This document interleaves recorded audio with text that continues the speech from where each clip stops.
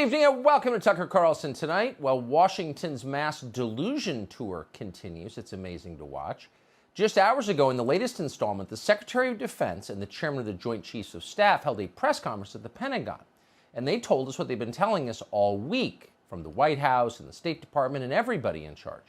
They're telling us that our departure from Afghanistan, the one that looks like a disaster to you, has in fact, and this is directly from Lloyd Austin, the Secretary of Defense, been a resounding success. Of course, if you subtract the 13 dead Americans, the 24 trapped school children, the Afghans falling off airplanes, or the fact that we armed the Taliban with $90 billion worth of automatic weapons and helicopters, it's been great. They're saying this so often, however, that it may not be propaganda. It is starting to seem like everyone in the Biden administration actually believes they just won. And that might explain why they're promoting Jennifer Rubin columns from the Washington Post and walking away from reporters without taking any questions. They don't have to explain themselves. It's obvious this is a victory. Watching all this should worry you. There are only two explanations for it.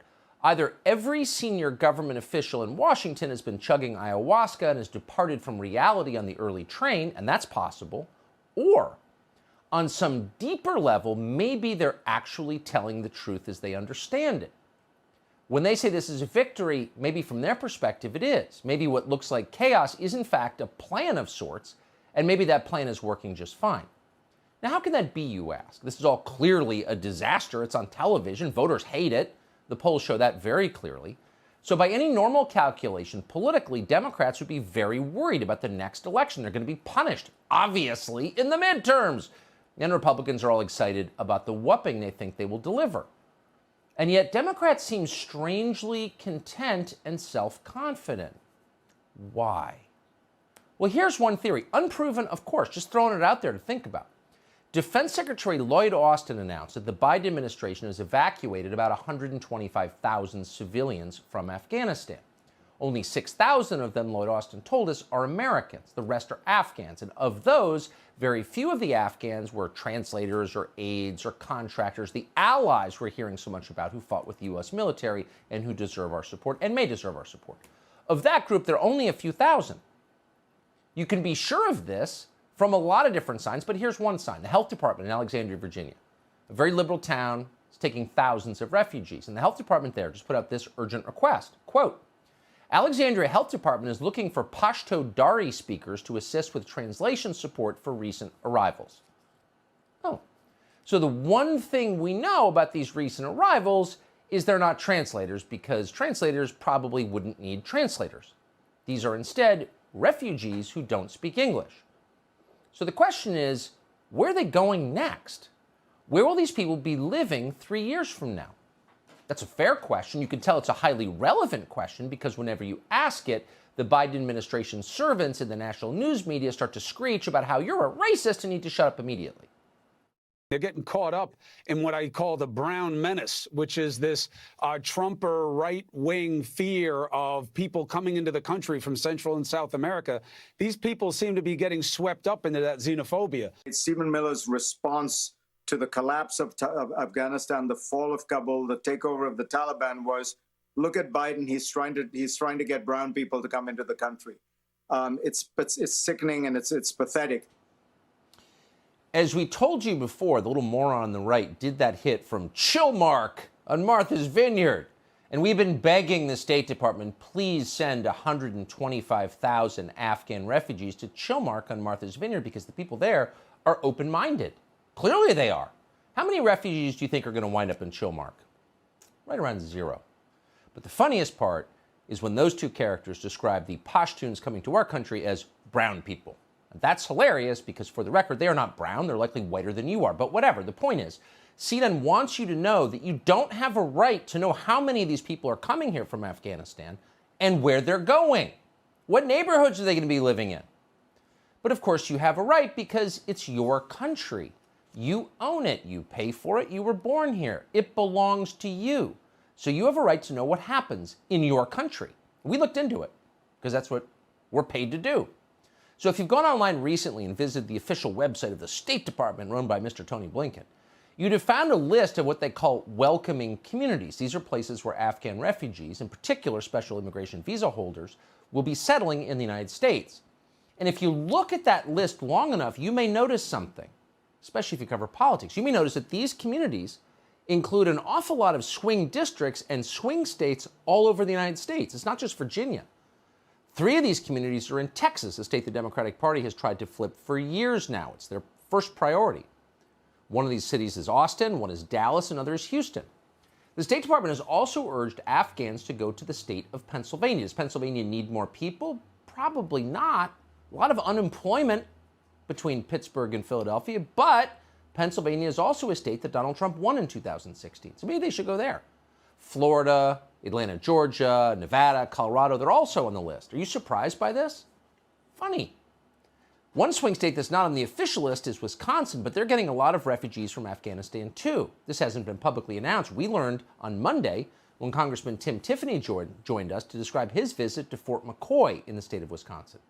He said of the 2,000 Afghan nationals there, none were special immigrant visa holders, meaning none had worked for the U.S. military. None of them were, quote, allies, the people to whom we owe free health care.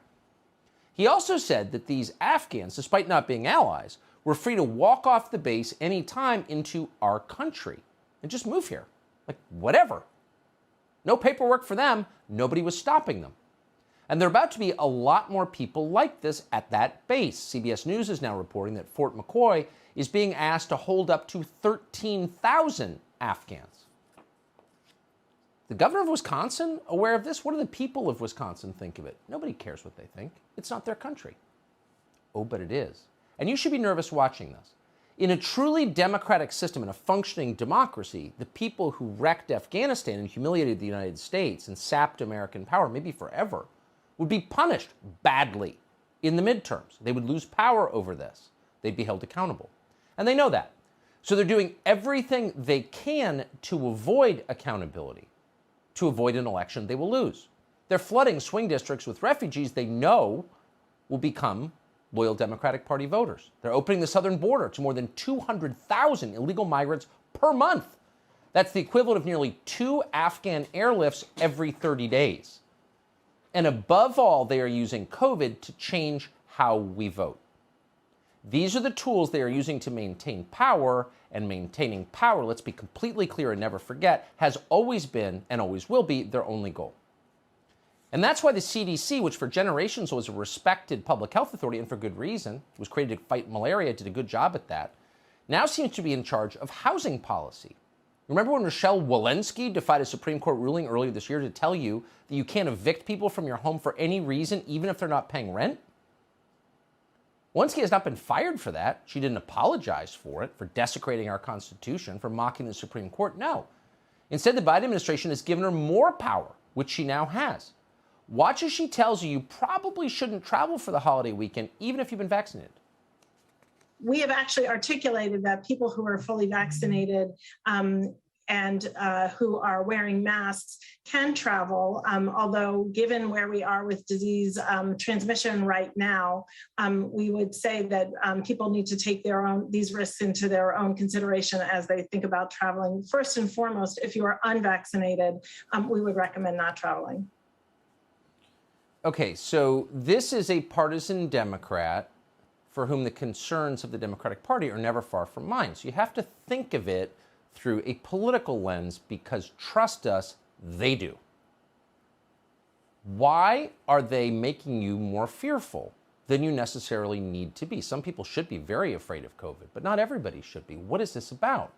Well, maybe it's for the same reason they would like hundreds of thousands of Afghans to flood into swing states. It gives them the power to change the rules of our democracy so they don't lose another election. Considering what's happening right now in California's recall election, which is about 2 weeks from today.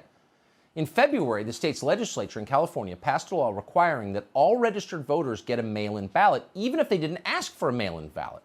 Why would you do that? Well, COVID, of course. Quote, "The pandemic has not gone away," said one California assemblyman. Now, here we are in September, and of course, they're telling us the pandemic has still not gone away. And that is convenient for them, and specifically for Gavin Newsom, who knows that mail-in ballots, which by definition lack any form of voter ID, cannot be verified. those kind of ballots overwhelmingly benefit his party because they abet voter fraud.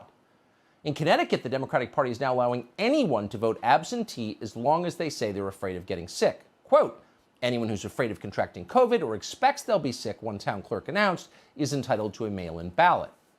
Now, these orders came directly from the state's Secretary of State, who is, of course, a partisan Democrat. The town clerk told a local media outlet that the changes to Connecticut's voting system are likely to become permanent no matter what happens with COVID. So this isn't about public health. This is about elections. If it was about public health, they'd be telling you to lose weight. But they're not. This is about elections. But whatever you do, don't notice that. Don't ask questions about the thousands of Afghans they haven't vetted.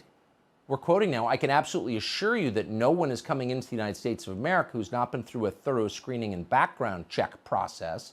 That's what Joe Biden's press secretary said just today, but it's a lie. Meanwhile, hundreds of thousands of unidentified illegal aliens stream across the southern border every month. Who are these people? We don't know, we can't know. In a functioning democracy, this wouldn't work. Voters wouldn't put up with it. Even partisan Democrats would say, come on now, you have to have a border, it's a country. So when you start behaving this way, so outside the bounds of normal behavior, so far from what the population actually wants, clearly you don't plan to be held accountable at the election. You plan to change the way the election works. And that's exactly what they're doing. Sorry.